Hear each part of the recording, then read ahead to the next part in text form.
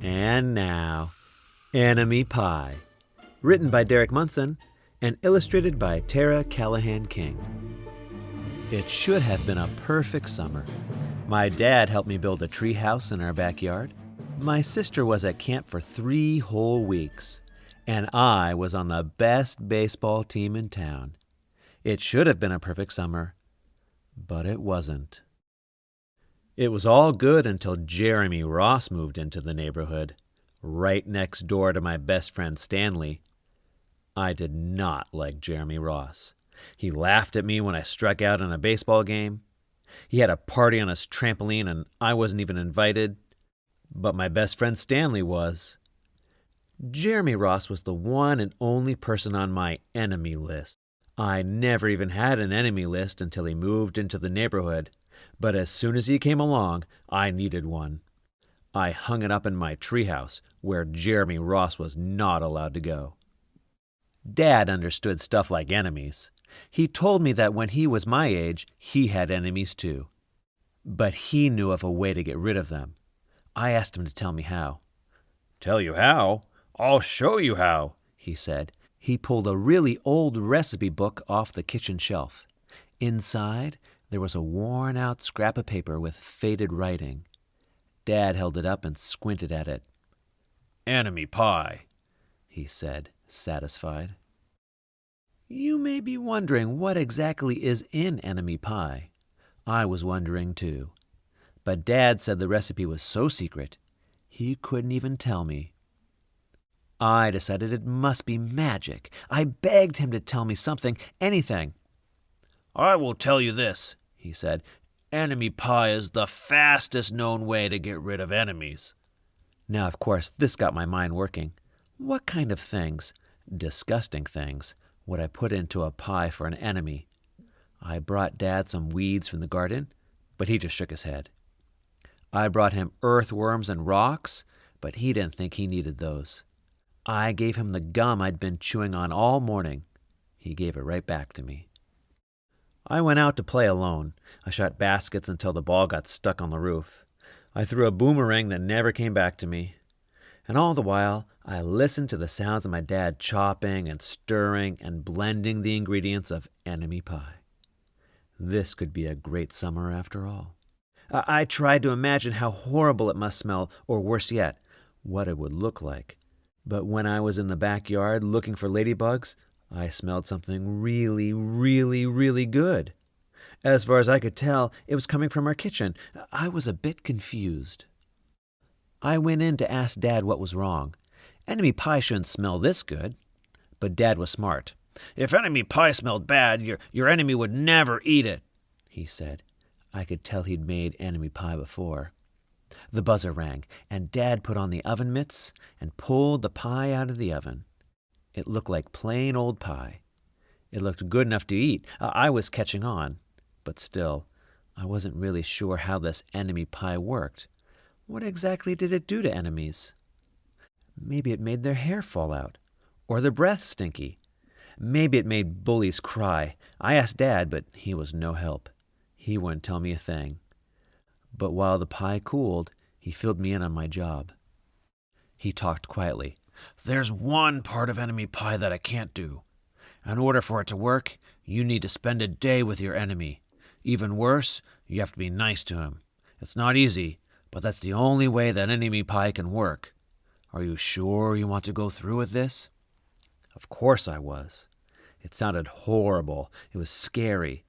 But it was worth a try. All I had to do was spend one day with Jeremy Ross. Then he'd be out of my hair for the rest of my life. I rode my bike to his house and knocked on the door.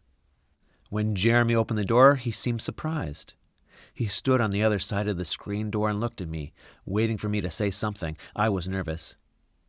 "Can you play?" I asked. He looked confused. "I'll go ask my mom," he said. He came back with his shoes in his hand.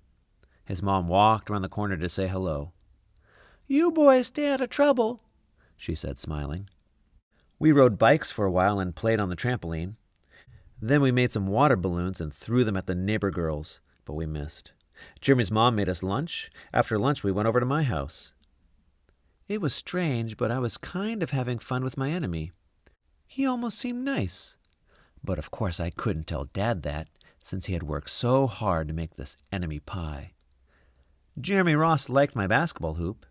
He said he wished he had a basketball hoop, but they didn't have room for one. I let him win a game, just to be nice. Jeremy Ross knew how to throw a boomerang. He threw it and it came right back to him. I threw it and it went over my house and into the backyard. When we climbed over the fence to find it, the first thing Jeremy noticed was my treehouse. My treehouse was my treehouse. I was the boss. If my sister wanted in, I didn't have to let her. If my dad wanted in, I didn't have to let him. And if Jeremy wanted in, "Can we go in it?" he asked. I knew he was going to ask me that. But he was the top person, the only person on my enemy list, and enemies aren't allowed in my treehouse. But he did teach me to throw a boomerang, and he did have me over for lunch, and he did let me play on his trampoline. He wasn't being a very good enemy. "Okay," I said, "but hold on." I climbed up ahead of him and tore the enemy list off the wall. I had a checkerboard and some cards in the treehouse, and we played games until my dad called us down for dinner. We pretended we didn't hear him, but when he came out to get us, we tried to hide from him. But somehow he found us. Dad made us macaroni and cheese for dinner, my favorite. It was Jeremy's favorite, too. Maybe Jeremy Ross wasn't so bad after all. I was beginning to think that maybe we should just forget about enemy pie. But sure enough, after dinner, Dad brought out the pie. I watched as he cut the pie into 8 thick slices. "Dad," I said, "it sure is nice having a new friend in the neighborhood." I was trying to get his attention and trying to tell him that Jeremy Ross was no longer my enemy. But Dad only smiled and nodded. I think he thought I was just pretending. Dad dished up 3 plates side by side with big pieces of pie and giant scoops of ice cream. He passed one to me and one to Jeremy. "Wow," Jeremy said, looking at the pie. "My dad never makes pies like this." It was at this point that I panicked. I didn't want Jeremy to eat enemy pie. He was my friend. I couldn't let him eat it. "Jeremy, don't eat it. It's bad pie. I think it's poisonous or something." Jeremy's fork stopped before reaching his mouth. He crumpled his eyebrows and looked at me funny. I felt relieved. I had saved his life. I was a hero. "If it's so bad," Jeremy asked, "then why has your dad already eaten half of it?" I turned to look at my dad. Sure enough, he was eating enemy pie. "Good stuff," he mumbled through a mouthful, and that was all he said. I sat there watching them eat enemy pie for a few seconds. Dad was laughing, Jeremy was happily eating, and neither of them was losing any hair. It seemed safe enough, so I took a tiny taste. Enemy pie was delicious. After dessert, Jeremy rode his bike home, but not before inviting me over to play on his trampoline in the morning. He said he'd teach me how to flip. As for enemy pie, I still don't know how to make it. I still wonder if enemies really do hate it, or if their hair falls out, or the breath turns bad. But I don't know if I'll ever get an answer, because I just lost my best